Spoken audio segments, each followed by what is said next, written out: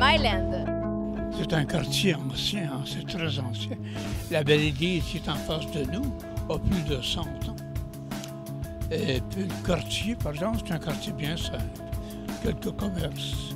Le Myland est un arrondissement du plateau Mont-Royal, mais ici les gens ont tendance à le distinguer parce que les gens y sont bilingues. Le quartier compte plus de 20 000 habitants, de tous les âges, toutes les cultures. Oui, toujours dans le Myland parce que tout le monde est très gentil ici. Tout le monde veut parler comme ça, on peut toujours jaser avec les voisins.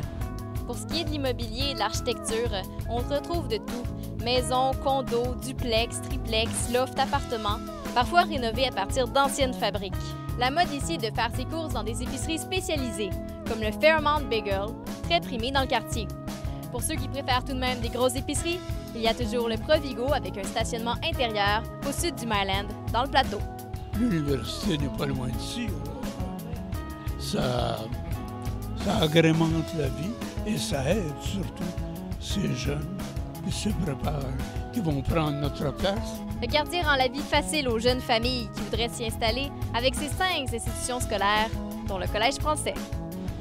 Bien, nous, comme on a habité ici longtemps, puis les enfants, tu sais, on connaît beaucoup de gens du quartier, donc quand on va au parc, on croise d'autres familles, tu sais, c'est très convivial. La rue Saint-Joseph attire de nombreux professionnels à y installer leurs bureaux. On y retrouve d'ailleurs des médecins de toutes les spécialités. 20 minutes, n'importe où, à bicyclette, je suis là. Et peut-être une demi-heure parce que des fois, je suis dans l'Est, le stade olympique. Pour se déplacer, les gens préfèrent marcher, prendre le vélo ou l'autobus, mais pour ceux qui préfèrent le métro, il y a la station Laurier à quelques pas du Myland. La rue Laurier est parsemée de boutiques de designers et de bons petits cafés pour prendre des pauses magasinage. Sur la rue Parc, l'ambiance paisible et trendy du Myland se transforme. En un seul coin de rue, on retrouve 3 institutions bancaires et c'est d'ailleurs ici qu'on retrouve le seul Starbucks du quartier. Le Myland est un quartier artistique où l'on peut souvent croiser auteurs, musiciens, acteurs, designers et cinéastes. C'est d'ailleurs le cœur de la scène musicale indépendante de Montréal. C'est plus près de mon travail, je travaille de nuit.